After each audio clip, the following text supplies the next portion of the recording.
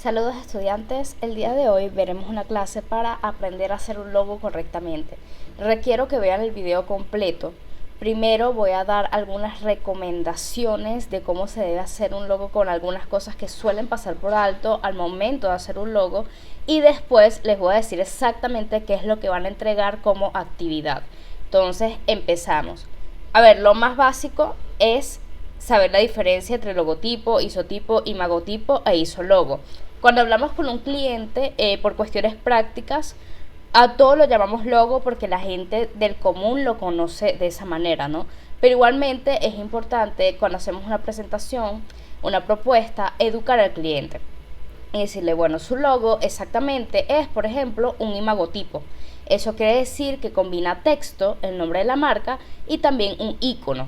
De repente el cliente puede tener eso en cuenta. Sin embargo, con un cliente los contactos a ustedes les va a decir que todo es un logo y de repente para cuestiones comunicativas ustedes se pueden guiar de ese término, pero importante que como diseñadores gráficos sí sepan que logotipo es solamente texto, isotipo es cuando solo es el símbolo, imagotipo es el texto y símbolo combinados. Igualmente las marcas que tienen un imagotipo a veces pueden utilizar nada más la parte del nombre, a veces pueden utilizar nada más el símbolo como cosas separadas, y el isólogo es el texto y símbolo como uno solo, pero que no se puede separar, porque si se separa pierde la coherencia que tenemos, por ejemplo, el de Burger King, ¿no? Pero por ejemplo en Rolex, sí, ellos pueden utilizar en algunas piezas Rolex escrito nada más como logo y pueden utilizar el icono como algo aparte y no se perdería la coherencia según el uso que tenga en ese momento el identificador. Bueno, ellos pueden decidir separarlo. El isólogo no se puede hacer tal cosa como el de Burger King. Ok, ¿por qué debe ser minimalista? A ver, hay logos en el mercado, digamos, que algunos son más sencillos que otros, pero esto de que sea minimalista no es un capricho. Y esto lo estoy diciendo es más que todo para que se lo expliquen al cliente. De hecho, antes de que empiecen a hacer un logo, siempre tiene que haber una entrevista inicial con el cliente, tiene que haber una charla previa, donde usted le tiene que explicar ciertas cosas, incluido por qué el logo es minimalista. Bueno, ustedes le van a decir que primero por las reducciones de tamaño, porque si el logo tiene tantísimos detalles, cuando se reduzca de tamaño, cuando se utilice la imagen pequeña, todos esos detalles no se van a ver. Y lo que va a hacer es entorpecer la reducción de tamaño. Recuerde al cliente que los logos por lo general se usan pequeños, a menos que estés haciendo una valla publicitaria, que es algo muy específico, una gigantografía. Tú vas a Instagram y los posts de Instagram tienen el logo en una esquina pequeño. Una tarjeta de presentación es pequeño. Un material POP que manden a imprimir, pues va a tener el logo por ahí pequeño. Entonces, generalmente el logo, la gran mayoría de veces, se utiliza como una imagen pequeña. Si el cliente pide y colocarle cosas, a ver, cuando la imagen está en grande todo se ve perfecto, pero el problema es cuando se reduzca de tamaño y la gran mayoría de veces va a utilizarse en pequeño formato. Es importante que el cliente entienda esto y cuando le explique al cliente también muéstrenle casos de éxito. Usted ve, por ejemplo, el logo de McDonald's, el de Nike, el de Adidas, conoce tal logo, para que vean que grandes marcas en el mercado van con logos sencillos, minimalistas, para que puedan funcionar en todos los tamaños posibles. Además, el minimalismo también hace que sea más fácil de recordar.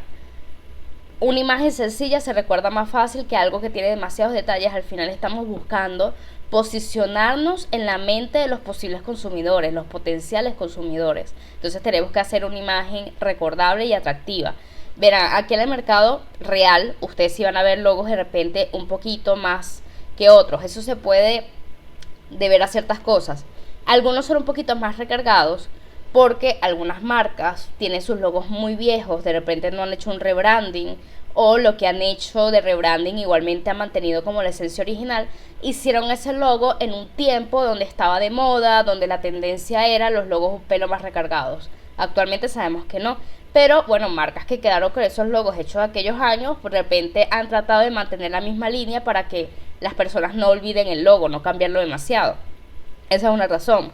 La otra es porque, bueno, hay marcas como Starbucks, aquí lo vemos acá, que tiene un logo un poco más recargado, pero pese a todo, la forma está muy bien manejada. Y realmente, incluso en formatos pequeños, se sigue entendiendo que es el logo de Starbucks. Bueno, eso es porque a nivel de complejidad lo trataron con muchísimo detalle, se nota en la construcción porque la forma está muy bien cuidada. Ok, de resto vamos a ver que hay muchísimo minimalismo. Cuando el cliente quiere e insiste que quiere una identidad como más compleja y más recargada, díganle que hay otras cosas para eso. Es decir, las redes sociales, la imagen que tengan redes sociales, las piezas publicitarias, en todo eso sí se pueden poner a inventar mucho más, pero el logo tiene que ser minimalista. De resto, el logo no es la única pieza gráfica, no es el único diseño que va a usar la marca. La marca en el resto de diseños publicitarios ya puede tener muchas más cosas, ¿no? Pero insiste que a nivel de identificador, ahí sí el minimalismo es indispensable. Si no le explican eso al cliente, el cliente se vuelve loco a pedirles un montón de cosas que realmente no tengan sentido. Tienen que educar al cliente porque el cliente no es diseñador gráfico. Entonces siempre les va a pedir cosas que puede que no funcionen. Siguiente punto. El logo debe ser responsive. Por eso es que nosotros realizamos varias versiones del logo.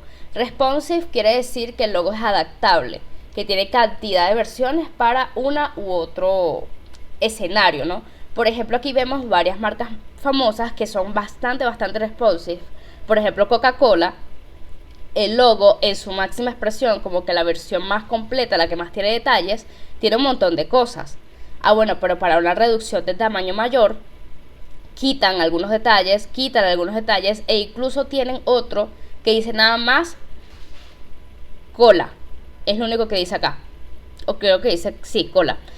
Chiquirriquitísimo. Eso es para reducciones de tamaño muy pequeñas. Lo mismo pasa con Chanel, fíjense acá. Que tiene varias versiones hasta que queda nada más el isotipo. Evidentemente, por ser la versión más sencilla, es la que más se puede reducir.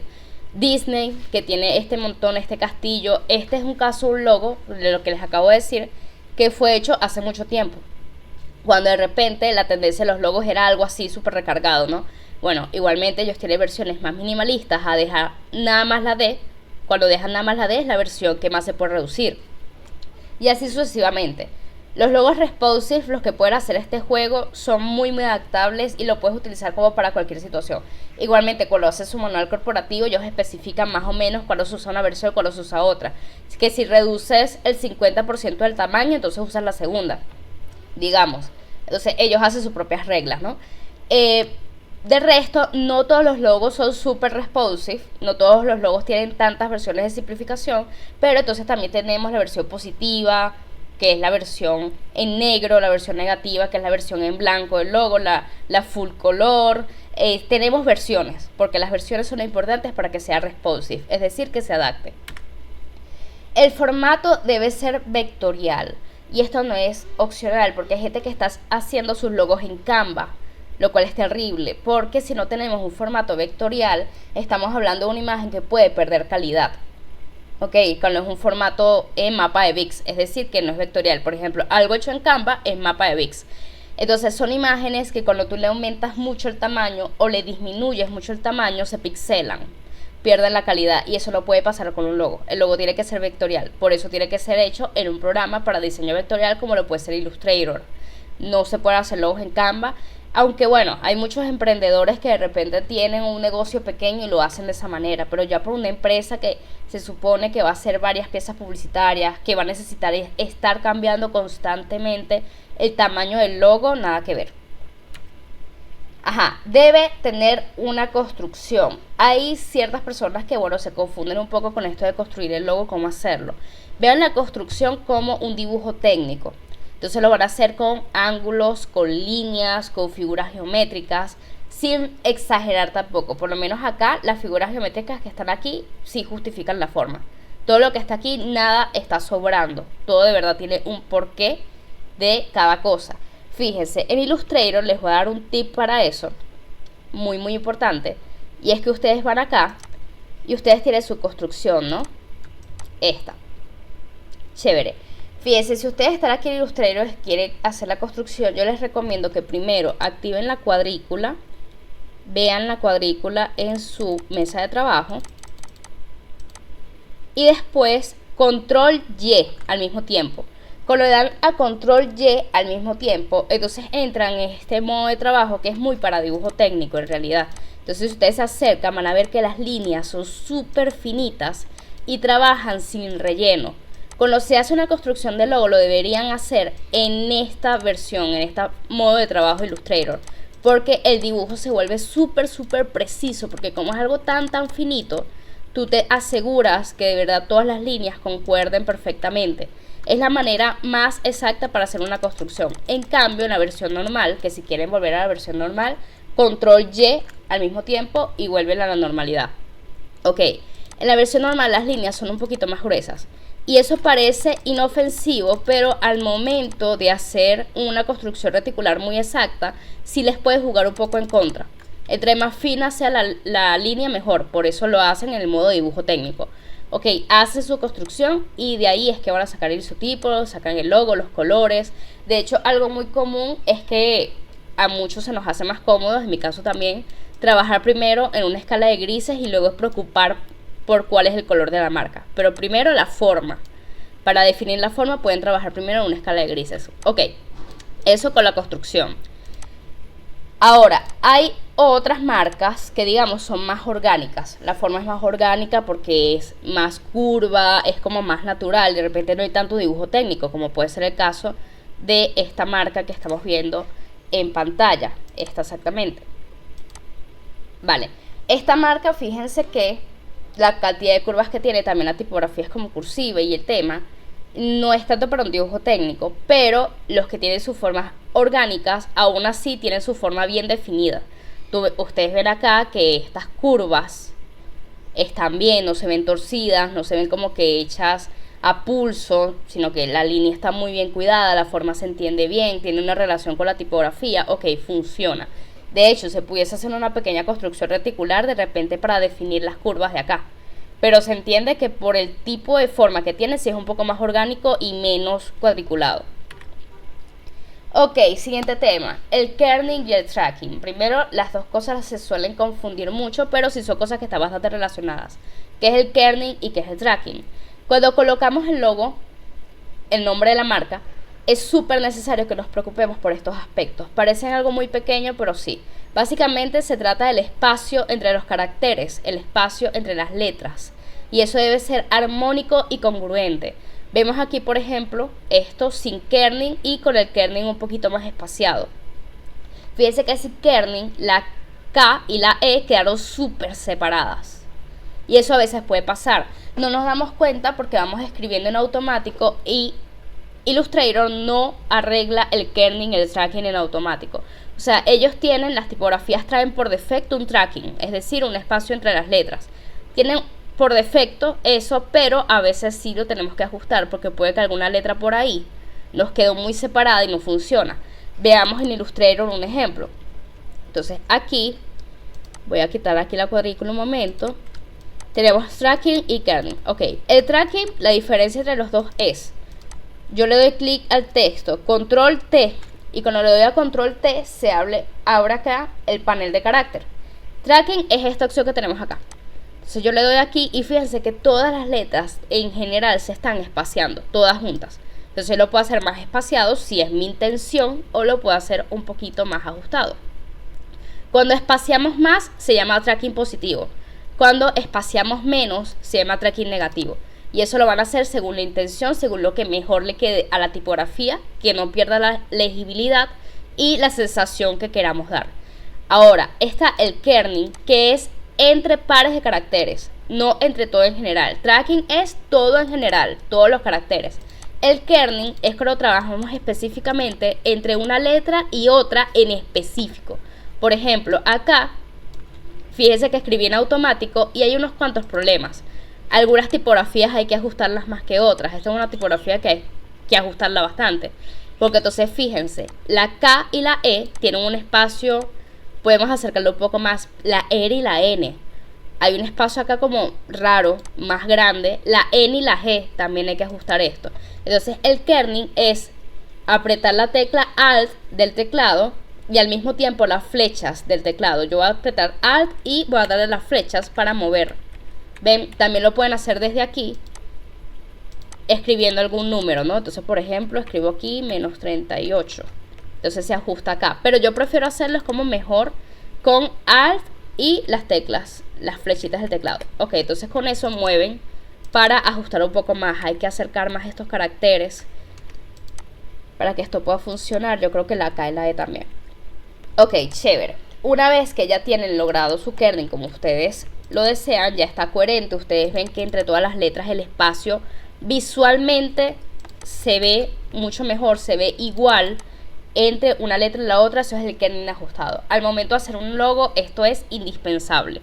Ok, de todas maneras, los voy a remitir también a este otro video donde en 10 minutos explican el tema del kerning y el tracking con mucha profundidad, incluso con historia de por medio. Súper recomendado, es un muy buen video para aprender sobre este tema.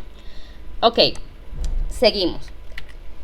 A ver, buena psicología del color. ¿Qué es lo que pasa? A veces hay logos que se ven novatos, es por el tema del color. Vean este caso, el mismo logo con unos colores que de verdad nada que ver versus esta selección de colores. Incluso tiene un degradado sencillo.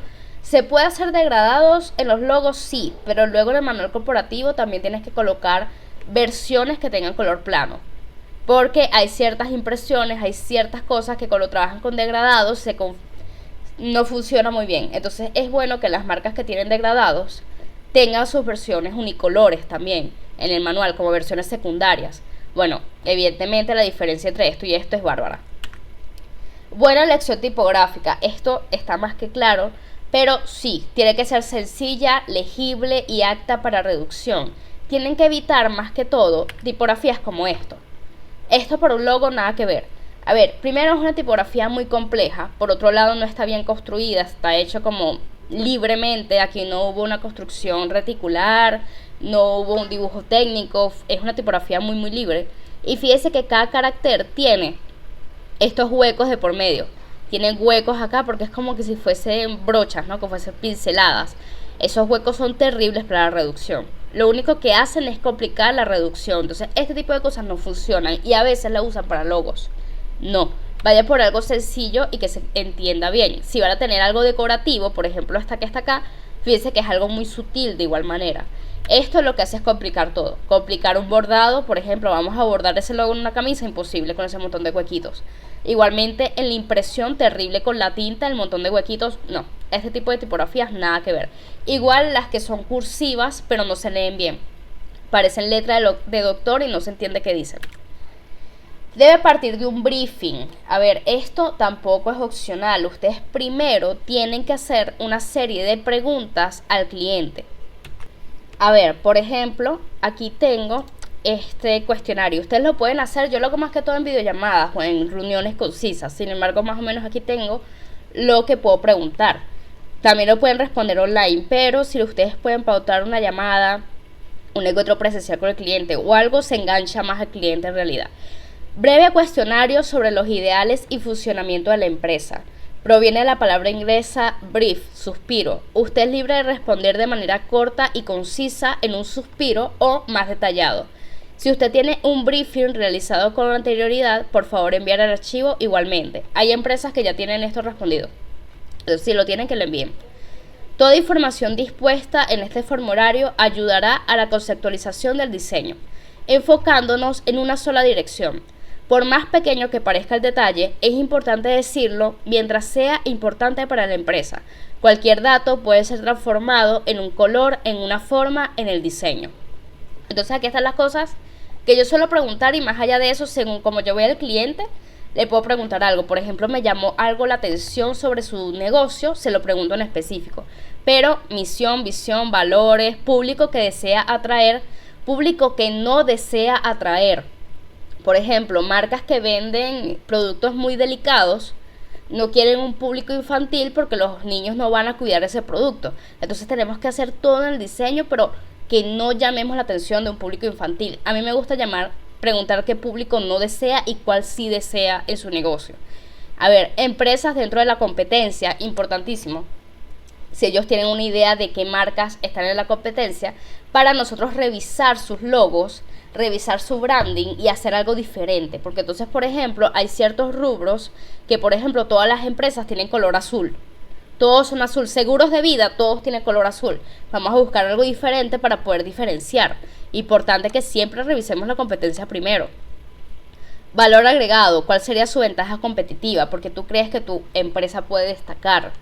A ver, ¿existe alguna preferencia con respecto a la realización del diseño?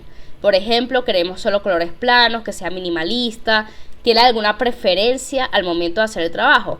¿Existe alguna preferencia con respecto a la paleta de colores? ¿Por qué? A ver, cuidado con esto. Yo sí le pregunto al cliente si tiene algunos colores que le gustaría en específico, pero también le puedo decir si esos colores funcionan o no. Como anécdota, estuve en una empresa que elegía rojo y gris para su rubro. ¿Y cuál es el problema? Que los clientes de esa empresa pensaban que era una empresa nacionalista, que era una empresa del Estado. Entonces no les gustaba para nada. Al dueño de la empresa le encantaba el rojo y el gris, pero para sus clientes no estaba funcionando. Es importante algo que ustedes tienen que dejar clarito al cliente. Ustedes están trabajando para él en parte, pero sobre todo están trabajando para los clientes del cliente. Si ustedes están trabajando para una empresa, ustedes tienen que apuntar que el diseño le gusta a los clientes de esa empresa. Entonces que nuestro cliente, la persona, el dueño de la empresa, la persona que está comunicándose con nosotros, no se olvide de los clientes de ellos. Porque entonces pasa lo que les estoy diciendo. Tenían una paleta de rojo y grises que los clientes detestaban, pero el dueño quería rojo y gris. También pueden decir que eso no funciona. A ver, curiosidades, dato extra. Cualquier otra curiosidad, dato extra de la empresa lo pueden decir. A ver, imágenes, diseño de otras marcas que le gustaría tomar de inspiración, opcional. Yo esto lo suelo preguntar como, ¿hay alguna marca a usted que le guste mucho? Para saber qué tipo de marcas le gusta a la persona. Me ha ayudado muchísimo a darme una idea al momento de elegir un estilo. A ver, misión, visión y valores. Yo sí pregunto y no los dejo pasar. Me pasó una vez que había una empresa que llenó todo esto hablando de crecimiento, de ventaja, de avanzar exponencialmente. O sea, básicamente todo lo respondía ahí. Más que todo en su misión y en su visión. Entonces decía que ellos querían crecer, ayudar a sus clientes a crecer, no sé qué. ¿Cuál fue la solución gráfica? Que su logo tenía una flecha como hacia arriba, como de crecimiento. Por eso cualquiera de estas cosas no la dejen pasar. Lo que pasa es que, tal y como dice aquí, ustedes tienen que ser astutos de que todo lo que respondan acá sean capaces de convertirlo en un color, en una forma, en un diseño. Nada que está acá está de más. Toda esta información es valiosa y si lo pueden hacer de manera presencial o en una videollamada, se humaniza más el proceso y el cliente conecta más. A ver, eviten clichés y logos aburridos. A ver, por ejemplo, estos son logos de compañías inmobiliarias. Entonces, como son compañías inmobiliarias, todo el mundo tiene una casita o todo el mundo tiene un edificio. Ya basta. A ver, para que sea una inmobiliaria no tiene que ser tan obvio el diseño. Es una peluquería, entonces es una tijera y todo el mundo tiene una tijera, todo el mundo tiene una peluquería, todos los logos se parecen. Eviten los clichés. Busquen un branding, un logo más atrevido. Y también logos aburridos. Por ejemplo, esto que está acá. ¿Qué es esto que está aquí? O sea, ¿qué significa este círculo? De paso, esta curva súper mal hecha alrededor. Es una marca de maquillaje natural. Esto daba para algo mucho mejor. O sea, podemos haber hecho un isotipo, un icono interesante. Maquillaje natural da para más. Eso simplemente es acá un círculo y esta cosa encima porque se ve bonito. Eso es todo. No hay mayor planteamiento, no hay un diseño interesante, nada que ver. Eviten la estética de novato. Cosas que parecen hechas en Paint nunca funcionan. Bien, en este caso. A ver, este delineado negro alrededor de las figuras geométricas, esto es súper Paint. Y además la psicología del color, la estética, esto no está funcionando. Más allá de eso, la forma que tiene es sospechosa. Se puede hasta malinterpretar esta forma, o sea, simplemente es terrible. Ahora, vean el después con un rebranding. Por eso es que muchos logos se ven novatos, porque ustedes tienen que apuntar a cosas más modernas, cosas de ahora como esto que está acá. A nivel de síntesis gráfica, esto está muchísimo mejor manejado que esto, evidentemente. La gracia está en los pequeños detalles. Cuida los detalles que pueden dar más armonía al diseño y a veces los descuidan por completo. Veamos el ejemplo. Aquí tengo mi logo y tengo otro, ¿ok? Fíjense en mi logo. Vamos a empezar por acá. Este círculo que está acá, el grosor de la línea es exactamente el mismo grosor que tiene esta primera tipografía. Este mismo grosor de línea es este que está acá. Luego tengo esta otra tipografía y el mismo grosor de línea que está acá es el que tiene el círculo que está aquí abajo. Lo mismo pasó con este espacio business. Entonces, business tiene acá un grosor y ese mismo grosor es el que tiene las líneas del isotipo. A ver, Son detalles muy pequeños, pero son importantes, porque si yo hubiese colocado grosores de línea al azar, esto con un grosor, esto con otra cosa distinta, este nombre con otra cosa, y así sucesivamente, se pierde la armonía. Entonces son cosas que parecen pequeñas, pero que son detalles que tenemos que cuidar.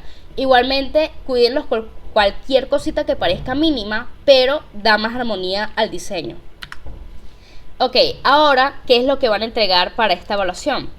Van a entregar el formato editable del logo. Les voy a explicar por qué van a entregar el editable. Lo que van a subir al aula virtual es el formato .ai.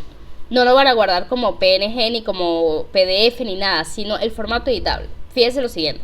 En ese formato editable van a colocar el logo con todas las versiones, absolutamente todas las que tengan. A ver, si el logo tiene color, evidentemente en la versión full color. Positivo y negativo, siempre hay positivo y negativo. Hay ciertos logos que tienen una versión que se llama color negativo. Entonces color negativo es que hay una parte en color y otra parte en blanco. Algunos logos lo tienen, otros no. Si el logo es en negro, el logo es totalmente negro, evidentemente no va a tener una versión a color. Pero entonces las versiones que hayan, absolutamente todas las tienen que colocar. Por ejemplo, si la marca utiliza el isotipo, ustedes colocan el isotipo también con sus versiones, ¿no? También las versiones del isotipo solo. En este caso, bueno, mi marca tiene esta versión como más completa. Tiene esta otra que no dice Graphic Design. Esta no la dice, esta la dice, esta no. Puedo utilizar el isotipo solo. Tiene versiones unicolores. Absolutamente todas, ustedes ven cómo las organizan. Si en mesas de trabajo distintas, si en 2 mesas de trabajo. Ustedes las organizan, pero tienen que estar todo más o menos ordenado y ok. ¿Por qué les pido esto? Porque cuando ustedes trabajan en una agencia de marketing o con X cliente, ustedes siempre tienen que entregar el editable del logo al cliente, o si están en un equipo de marketing y están todos trabajando con una marca, tienen que entregarles a ustedes el editable del logo. Entonces, ¿qué es lo que ocurre? Envían el editable del logo y este es el nombre de la marca. Marca, y esto que está aquí arriba es el icono. Y chévere, lo envían así. Esto está pésimo. ¿Qué es lo que ustedes tienen que cuidar cuando envían un editable de un logo? Primero, la tipografía la eligen. Edición, aquí arriba, van aquí a objeto, el panel de objeto, expandir. Ok, expanden el nombre y esto no es opcional. Si ustedes dejan el texto editable, cuando envíen el editable a alguien más, la tipografía se va a perder. Ustedes no tienen ni idea de lo que es estar en una agencia de marketing y que te envíen el editable de un logo y que la tipografía no se vea. Se considera un error de novatos. Siempre que se le envíe el editable a alguien más, todos los textos se expanden. Absolutamente todo lo que sea texto. Luego eligen las dos cosas, el nombre, el icono y todo lo que esté por ahí. Clic derecho, agrupar. Envían los editables y no agrupan las cosas. La idea es que yo le dé clic y pueda seleccionar todo el logo. Ah, bueno, te envían el editable, entonces se mueve por acá. Por acá se mueve el icono y por otro lado se mueve el nombre de la marca. Esto está muy mal. Entonces, cuando vamos a enviar el editable a un logo, primero todas las versiones. Tipografía expandida, no está editable en ninguna de las versiones y todo está agrupado. Importante, eso es lo que estoy evaluando. Quise explicarles primero cuáles son las cosas que yo tomo en cuenta para evaluar si un logo es bueno o no. Y son cosas que deben tomar en cuenta con un cliente. Así que esa sería la evaluación. Esto lo suben al aula virtual y muchas gracias por escuchar.